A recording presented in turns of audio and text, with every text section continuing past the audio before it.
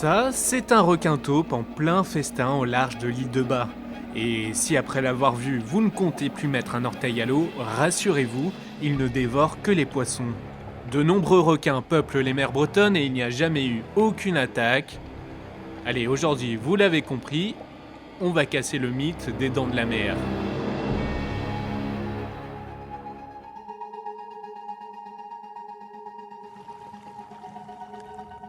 Géant comme le requin pèlerin ou petit comme la roussette, il existe toutes sortes de squales en Bretagne.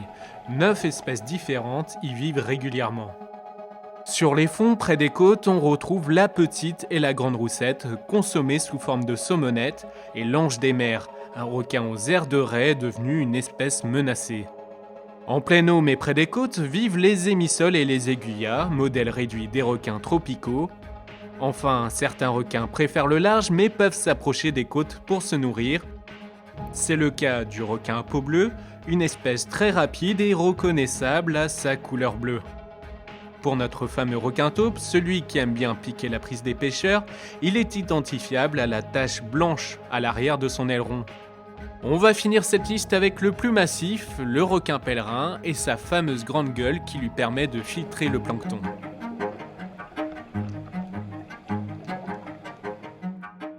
Bien entendu, d'autres espèces peuvent rôder dans les mers bretonnes, soit de manière opportune, soit elles sont bien plus difficilement observables, comme le humantin qui vit à plusieurs centaines de mètres de profondeur.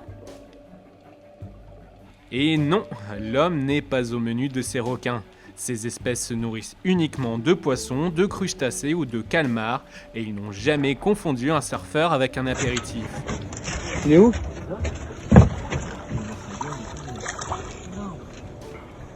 C'est petit.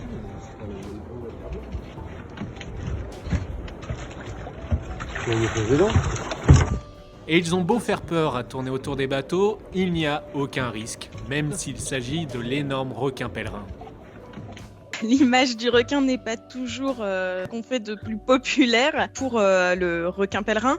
C'est un requin qui mange du plancton, donc qui filtre en fait l'eau pour se nourrir de toutes petites crevettes qui sont microscopiques. Donc c'est un requin qui n'a quasiment pas de dents. Après, ça reste un animal sauvage, de grande taille, qui peut atteindre 12 mètres de long et peser plusieurs tonnes.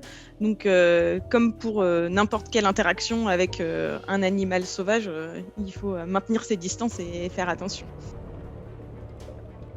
La version braise des dents de la mer, ce n'est pas pour tout de suite. Les eaux bretonnes sont trop froides pour les requins potentiellement dangereux comme le requin bulldog ou le requin tigre.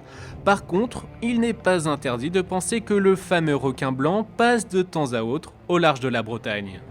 Si on va sur les espèces qui parlent un petit peu à tout le monde, l'espèce des dents de la mer, le requin blanc, il n'est pas exclu que des requins blancs se soient baladés au large de la pointe bretonne. Maintenant, il n'y a aucune observation d'animaux sédentaires, mais ça ne veut pas dire que des individus ne peuvent pas passer occasionnellement lors de déplacements à la recherche de proies. Les Bretons n'ont pas à avoir peur du requin blanc ni de tous ses cousins. C'est même plutôt l'inverse, certaines espèces ont vu leur nombre fondre en raison notamment d'une pêche non maîtrisée.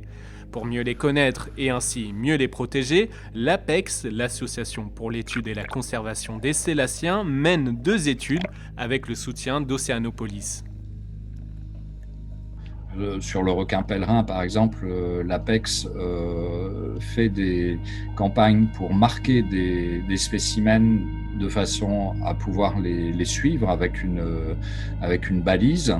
En ce qui concerne le requin-taupe, par exemple, l'APEX également a lancé une étude de façon à pouvoir marquer des individus et essayer d'expliquer un petit peu pourquoi on observe ce qu'avant on n'observait pas, c'est-à-dire la présence très régulière de cette espèce.